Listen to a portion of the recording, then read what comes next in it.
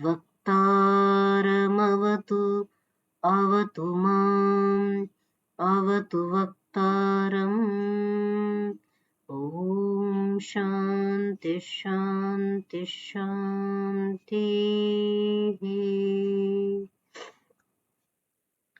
सर्वेभ्यो नमः।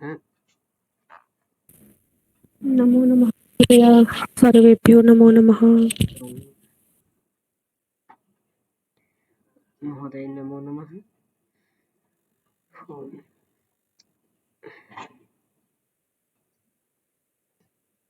आइए कल के प्रकरण से आगे बढ़ें।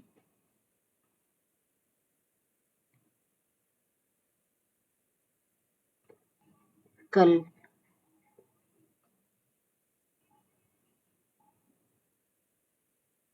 हमने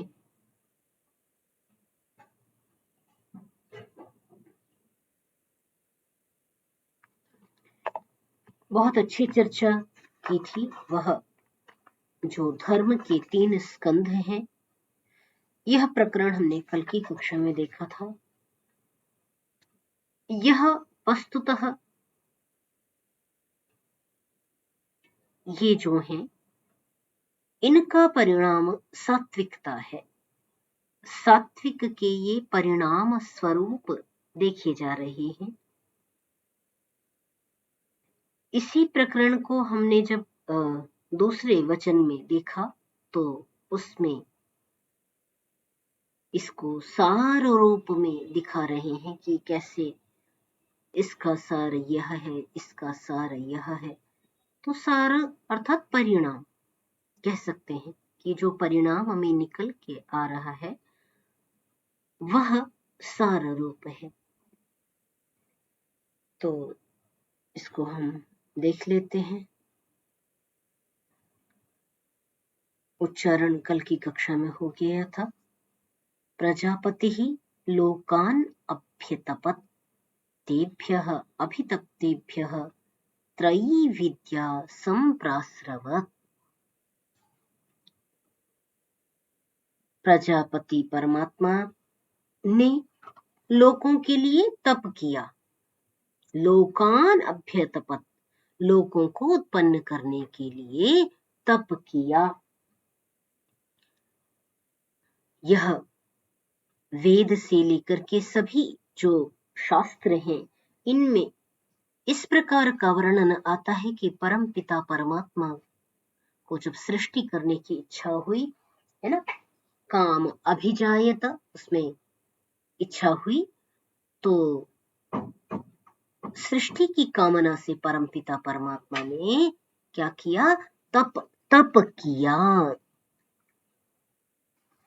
अभिधात तपसः अध्यजायत। अनंत सामर्थ्य से उस परमात्मा ने सृष्टि का सृजन किया।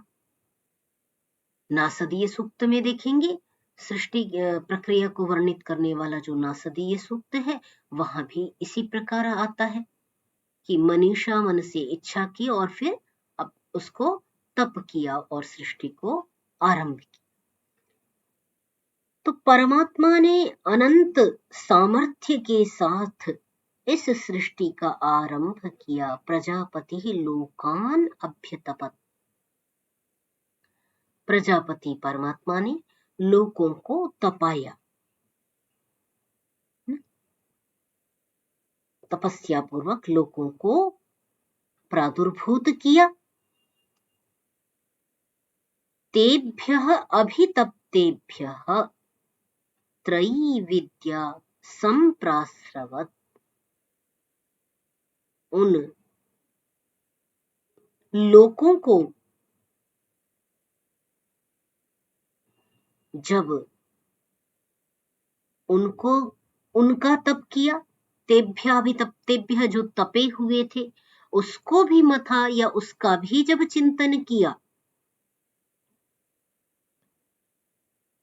उसको भी जब तपाया, तो उसके सार स्वरूप क्या निकला? 3 विद्याएं उसमें से निकल करके बाहर आईं। तो तीनों लोकों में व्याप्त क्या है? यह 3 विद्याएं इन 3 लोकों में व्याप्त हैं। त्रयी विद्याः, और वही 3 विद्याएं प्रकट हुई।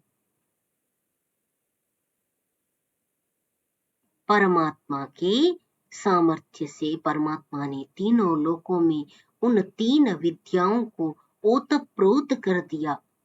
ऋग, यजुः, साम, ये तो वेदों के नाम हैं, परंतु इन चारों वेदों में ऋग, यजुः, साम और अथर्व में 3 विद्याएं वर्णित हैं, जिसमें एक विद्या है ज्ञान, पदार्थ का यथार्थ ज्ञान होना, यह प्रथम सीढ़ी। कर्म विद्या, पदार्थ का यथार्थ ज्ञान होने के पश्चात पदार्थ का यथार्थ उपयोग कर सकने का सामर्थ्य होना, यह है कर्म विद्या, जिसके लिए हमारे समस्त श्रौत सूत्र, गृह्य सूत्र, धर्म सूत्र भरे पड़े हैं, शुल्व सूत्र भरे पड़े हैं। समस्त कर्म कांड वर्णित किया गया है इन सूत्र ग्रंथों में। धर्म सूत्र, शुल्व सूत्र, गृह्य सूत्र, इन सब में भी आप देखेंगे तो वो कर्म कांड ही वर्णित है।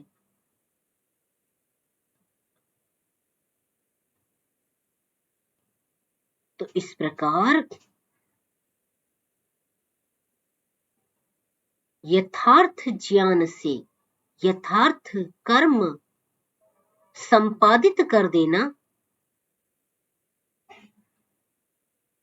पूर्णतया वेदोक्त विधि विधान के साथ, रीति के साथ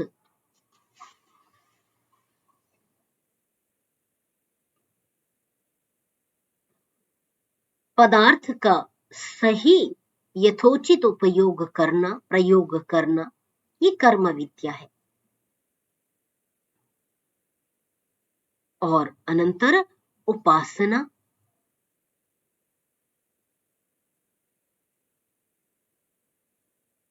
ज्ञान, पदार्थ का यथार्थ ज्ञान किया, उसका उपयोग किया, और अनंत जो उस पदार्थ का देने वाला, समर्पित करने वाला दृष्टा स्वरूप परमात्मा है, उसके चरणों में अपनी भक्ति को पूर्वक कृतज्ञता विनिवेदित कर देना, यह उपासना विद्या है। और हमने तो जो छांदोग्य उपनिषद का प्रथम प्रपाठक पढ़ा और अभी जो द्वितीय प्रपाठक पढ़ रहे हैं, इसके भी हमने 22 खंड पढ़ लिए। इसमें आपने देखा कि निरंतर किस प्रकार समस्त सृष्टि परमात्मा की उपासना में लीन है, समस्त दिशाएं, ऋतुएं इत्यादि सभी परमात्मा की उपासना में लीन है। और वह परमात्मा कितना है, यह छांदोग्य के आरंभ में ओम शब्द के साथ आरंभ किया था, और वहीं पर उसका बारंबार ले जाना, सब पदार्थों का, सब विद्याओं का, सब व्यवहारों का सार जो है वह परमात्मा ओम स्वरूप परमात्मा है, वहीं तक लेकर के जाते हैं। छांदोग्य उपनिषद जो कि साम वेद का विषय है, तो सामवेद का जो सार है वो ओम है।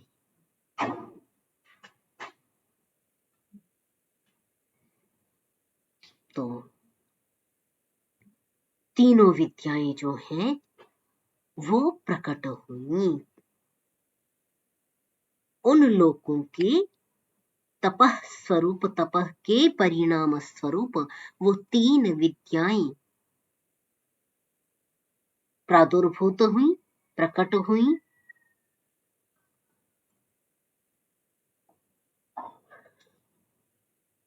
अब उस तस्याह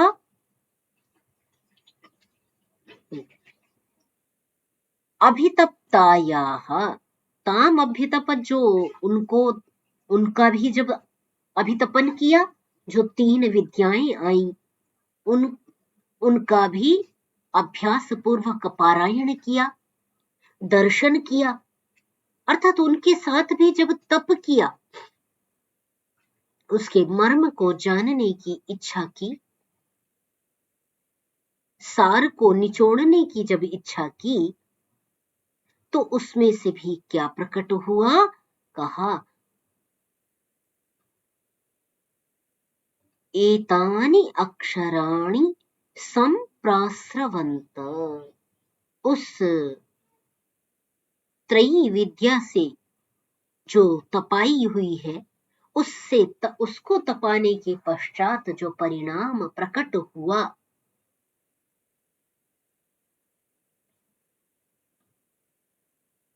उससे ये अविनाशी अक्षर प्रकट हुए। अक्षर न क्षर, अक्षर न नष्ट होने वाले,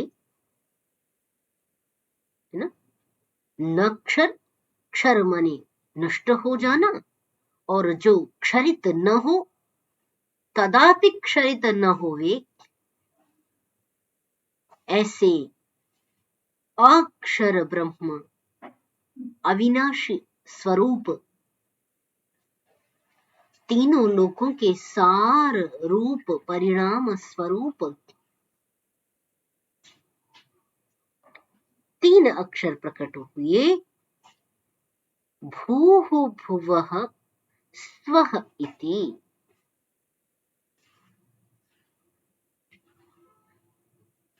पृथ्वी लोक से भूः, अंतरिक्ष लोक से भुवः, और द्यौलोक से स्वः।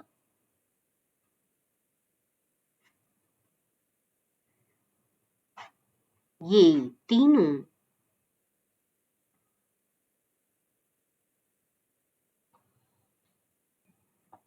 अक्षर तीनों लोकों के तप के परिणाम स्वरूप प्रकट हो गई।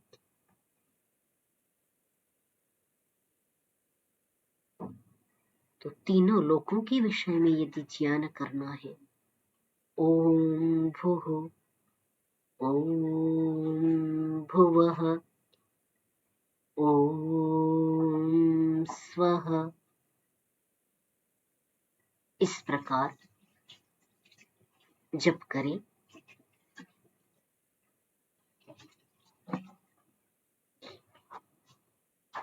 तो इतना उच्च कोटि का ज्ञान, चूंकि आज सामान्य व्यक्ति जानता नहीं, लोक जानता नहीं, तो वैसे उपासना भी नहीं करता। और जब सातों लोकों की जानने की इच्छा हो,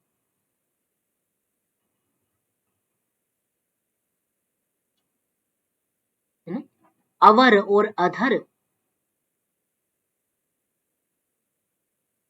नीचे पाताल लोक के और ऊपर के द्यौलोक से ऊपर के सातों लोकों को जब जानने की इच्छा हो, तो ओम भूः, ओम भुवः, ओम स्वः, ओम महः, ओम जनः, ओम तपः, ओम सत्यम्, इस प्रकार जो सत्ता स्वरूप परमात्मा है, जो सत्य है,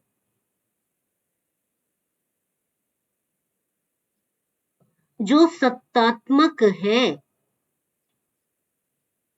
उसने सत्ता को कितना विस्तृत किया हुआ है। उसकी सत्ता कहां कहां तक फैली हुई है।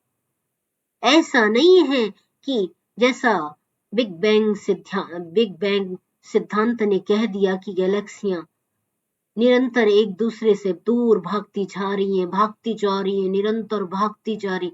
अरे भागती जा रही हैं तो कितना दूर भाग रही हैं? क्या उसका कोई नियम है या बिना नियम के,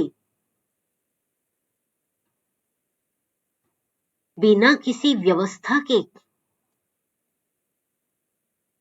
भागती जा रही है? ऐसा नहीं है और ऐसा नहीं कह सकते,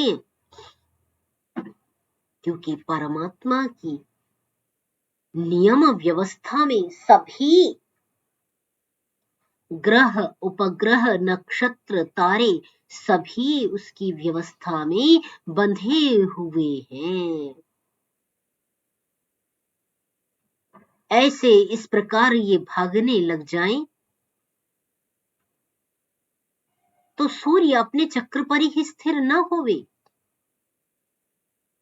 सूर्य अपने चक्र पर ही, धुरी पर ही भ्रमण करे, ऐसा क्यों करेगा? वो भी अपनी धुरी छोड़ के ऊपर की ओर भागने लग जाएगा। जैसे एक थियरी किसी महानुभाव ने दी कि हमारा विकास कैसे हुआ। बंदर थे, बंदर से धीमे धीमे हमारी कमर सीधी हो गई, 2 हाथ बन गए और 2 पैर बन गए। तो आज क्यों नहीं बंदर सीधे हुए? ये केवल कल्पनाएं, तत्तद व्यक्ति की स्वयं की कल्पनाएं हैं,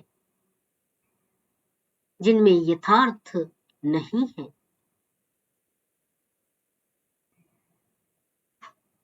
ऐसा विकास हुआ, ऐसा विकास हुआ,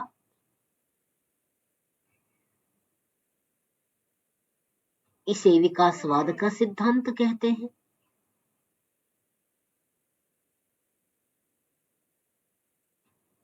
तो कोई भी विकास अव्यवस्थित नहीं है।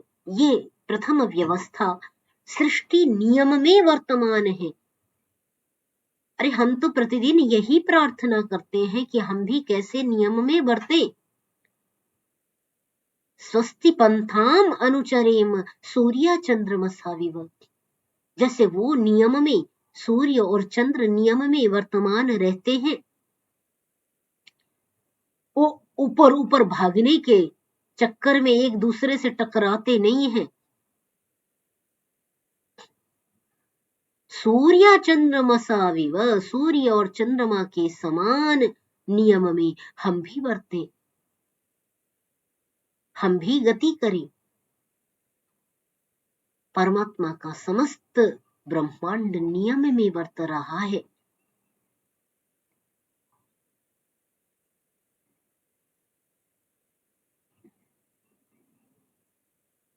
तो तप के द्वारा जिस प्रकार परमात्मा ने तीनों विद्याओं को इन लोकों में व्याप्त कर दिया और उन 3 विद्याओं में 3 अक्षरों को व्याप्त कर दिया, तो उस पे ध्यान साधना करने से वो प्रकट हो सकते हैं, ऐसा शास्त्र कहता है। उसका दर्शन हो सकता है, उसका यथार्थ जो है उसका दर्शन कर सकते हैं।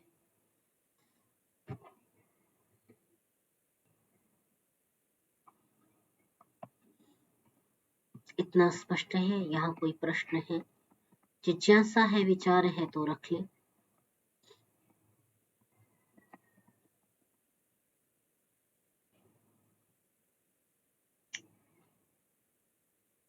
ये जो सारे ग्रह नक्षत्र गतिमान है न, वो एक दूसरे के सापेक्ष हैं। जैसे पृथ्वी के सापेक्ष चंद्रमा है, बुध है, शुक्र और ये रवि के सापेक्ष हैं। तो एक दूसरे के सापेक्ष चलते हैं, गतिमान है, और सूर्य स्थिर है। और इस वजह से पूरी की पूरी सृष्टि, पूरी की पूरी भचक्र चल रहा है। इसलिए तो ये इनका धर्म है, एक दूसरे के सापेक्ष चलना। अब नए नए ज्ञानियों के हिसाब से अगर ये भी बेचारे धर्म निरपेक्ष हो जाएं तो इस सृष्टि का क्या होगा, कल्पना नहीं कर सकते हैं। तो इसलिए धर्म सापेक्ष होना चाहिए। ये निरपेक्ष जो शब्द आया है ना जी, ये बहुत बड़ी विडंबना है हमारे देश के संविधान में। मेरा ऐसा मानना है कि निरपेक्ष नहीं, हमें सापेक्ष होना चाहिए। जो हमारा धर्म है, जो हमारा कर्तव्य है, उसके प्रति हम अपनी जो सापेक्ष जो हमारा कर्तव्य है वो हम करें, समाज को दें। यही पूरी सृष्टि हमको दिशा दे रही है, ऐसा मेरा मानना है। सूर्य अपने स्थान पर गतिशील है, अन्य सभी गतिशील है। एक एक कण जो प्रकृति में है वो गतिशील है, कोई कण गति रहित नहीं है।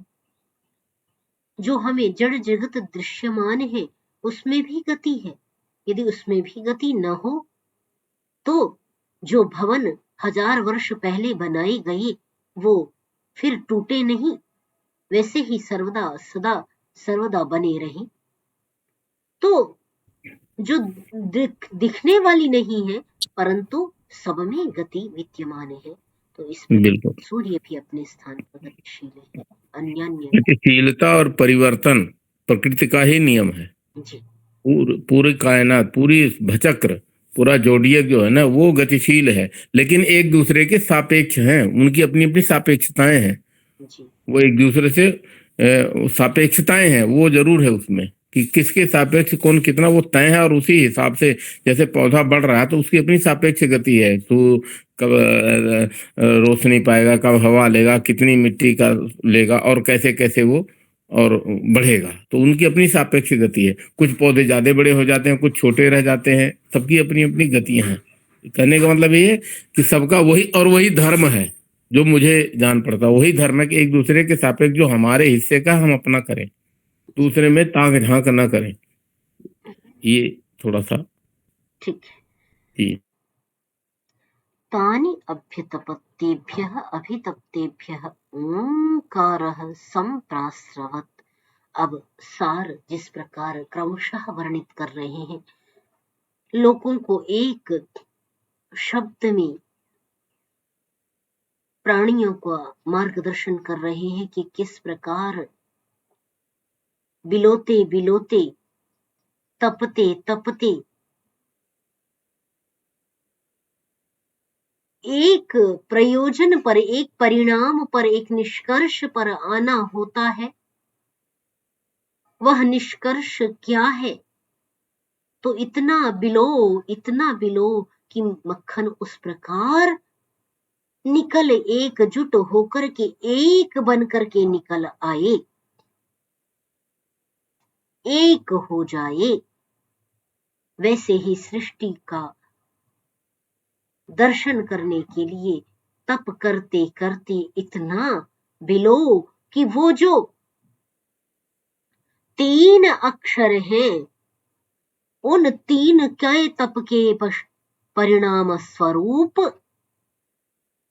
उन तपे हुए 3 से, अर्थात उन पर जब तपस्या की और उन 3 से भी एक ओंकार प्रकट हुआ।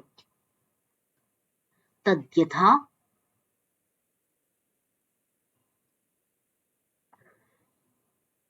जैसे शंकुना सर्वाणि पर्णानि संतृण्णानि एवं ओंकारेण सर्वा वाक् संतृण्णः ओंकार एव इदं सर्वं ओंकार एव इदं सर्वं। क्या कहा?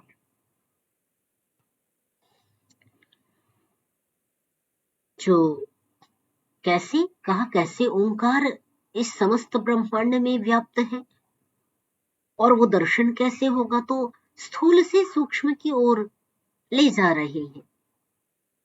तो सूक्ष्मतम जो दर्शन करने का विषय है वो ओंकार है। उससे स्थूल जब दर्शन करेगा साधक तो 3 महाव्याहृतियां जो है, जिन्हें अक्षर कहा गया, उनका दर्शन करेगा। उससे पहले ब्रह्मांड का दर्शन करेगा।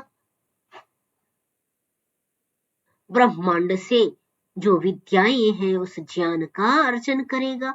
तो ये क्रमशः सीढ़ियां दर्शाई हैं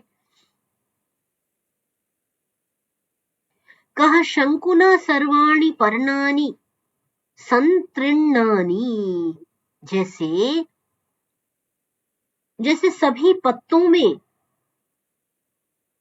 उनकी नाल व्याप्त होती है। शंकुन कह सकते हैं नस नाड़ियों का जाल बिछा होता है। जैसे मनुष्य के शरीर में नस नाड़ियां व्याप्त हैं, वैसे ही यहाँ पर पत्ते के उदाहरण के माध्यम से बात को समझाने का प्रयास किया जा रहा है कि पूरे पत्ते में जीवन संचालित करने के लिए जो रेशे होते हैं वो शंकुन शब्द से कहे गए हैं, जिन्हें हम नस नाड़ियां कह सकते हैं। पत्ते की जो नर्वस सिस्टम है, जो पूरे पत्ते में आप बड़े बारीकी से देखें तो छोटी छोटी कुछ टेढ़ी मेढ़ी सी लाइनें गई होती हैं, वही उसकी नस है, वही जो उसमें पूरे में सर्कुलेट कर रही है, जीवन को संचरित कर रही होती है, वह वे नस नाड़ियों के समान ही, है ना। क्या कहा, जैसे पत्तों में नस नाड़ियां व्याप्त हैं, एवं ओंकारेण सर्वा वाक्, वैसे ही ओंकार के द्वारा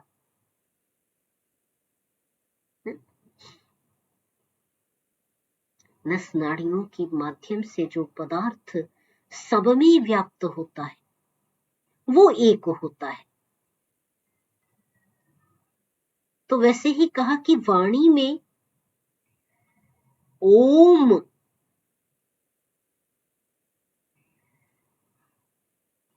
इस प्रकार वाणी का सार ओम है, वह फैला हुआ है, व्याप्त है, इस प्रकार सब में ओंकार समाया हुआ है। कैसे, जैसे शरीर के नस नाड़ियों के बंधन में रक्त समाया हुआ होता है, जैसे पत्ते की नस नाड़ियों में वह पदार्थ समाया हुआ होता है जो संपूर्ण पत्ते को हरा तेजस्वी ओजस्वी बनाए हुए होता है, चमकदार बनाए हुए होता है। वैसे ही सृष्टि का वाणी का सार प्रकट करना है तो वह वाक का सार, वह ओम निकल के आता है, जो उस समस्त वाणी के विज्ञान में व्याप्त जो ओम है, जो ब्रह्मांड के विज्ञान में व्याप्त ओम है।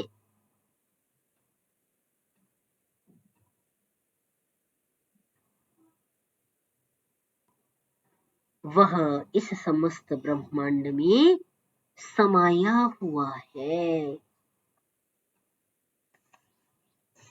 इति त्रयोविंशति खंड, यह 23वां खंड पूर्ण हुआ, 24वां खंड आरंभ हो रहा है।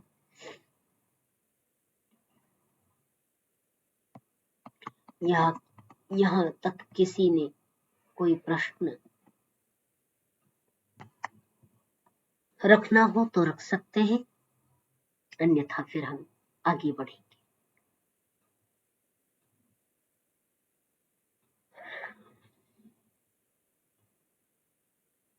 नहीं, ब्रह्मवादिनः वदन्ति यद् वसूनां प्रातः सवनं रुद्राणां माध्यन्दिनं सवनम् आदित्यानां च विश्वेषां च देवानां तृतीयं सवनम्। ब्रह्मवादियों ने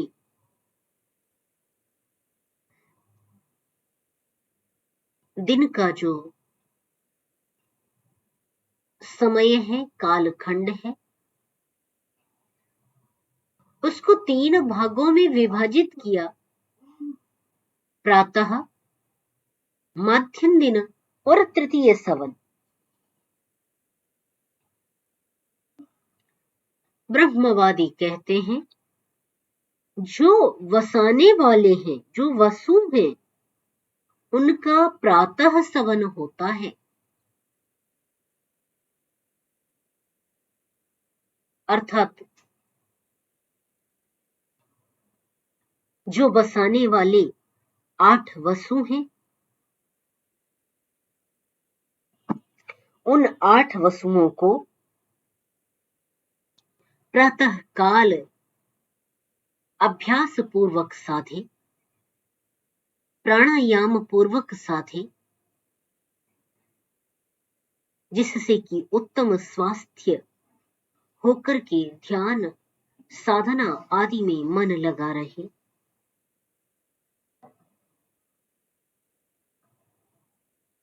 कहा जो 11 रुद्र हैं, उनका मध्यम दिन सवन है,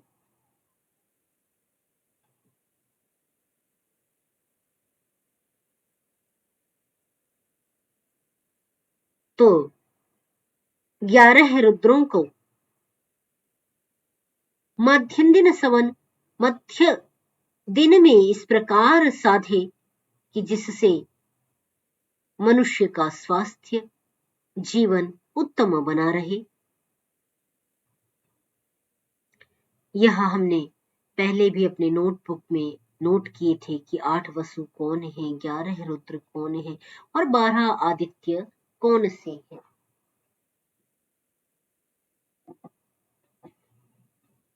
आप उसे अवश्य निकाल करके देखेंगे। और इसके पश्चात कहा आदित्यानां च विश्वेशां च देवानां तृतीय सवनम। जो आदित्य स्वरूप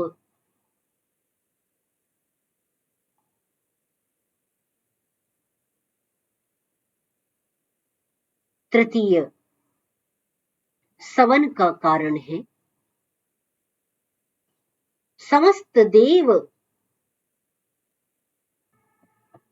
जिसकी उपासना करते हैं अथवा उपासना करते हुए, प्रातः सवन को सिद्ध करते हुए, मध्यम दिन सवन को सिद्ध करते हुए तृतीय सवन की ओर प्रस्थान करते हैं, अर्थात उसको भी साधने का प्रयास करते हैं, तो वो आदित्य में ध्यान लगा करके आदित्य की साधना के द्वारा तृतीय सवन को भी सिद्ध किया जा सकता है। तो इस प्रकार वसु, रुद्र और आदित्य जो अखंडित है, काल रूप में इस समस्त ब्रह्मांड में व्याप्त है।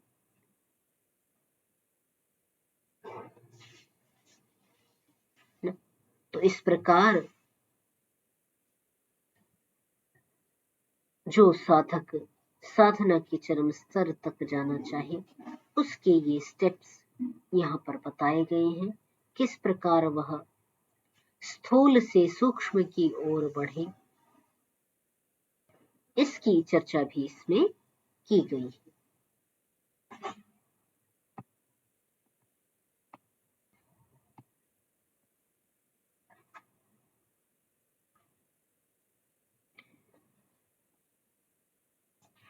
अब कहते हैं ब्रह्मवादी का तो सवन बताई। अब प्रश्न करते हैं कि क्व तर्हि यजमानस्य लोकः इति, सः यः तं न विद्यात् कथं कुर्यात् अथ विद्वान् कुर्यात्।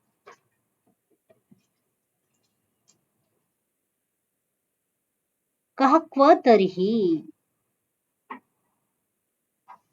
यजमानस्य लोकः, आपने वसु, रुद्र और आदित्य का लोक तो निर्धारित कर दिया और बता भी दिया। जैसे वसु सृष्टि में महत्व रखते हैं, रुद्र अंतरिक्ष में महत्व रखते हैं, आदित्य द्युलोक में महत्व रखते हैं। इनकी महिमा आपने बता दी, तो कहा यजमान का कौन सा लोक है जो यज्ञ संपादित करवा रहा है।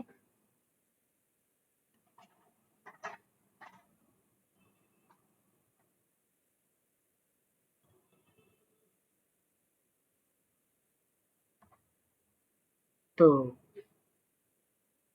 स यस्तम न विद्यात् कथम कुर्यात् अथ विद्वान कुर्यात्। कहा वह जो उस लोक को नहीं जानता है, कथम कुर्यात् कैसे जाने, कैसे वह अथ विद्वान कुर्यात् जो लोक लोकांतर है उनको जान करके कैसे उनको प्राप्त कर ले, वे विद्वान कुर्यात् किस प्रकार विद्वान करे।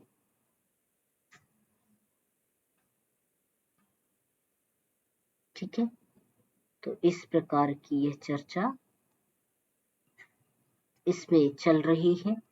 आज के लिए इतना ही।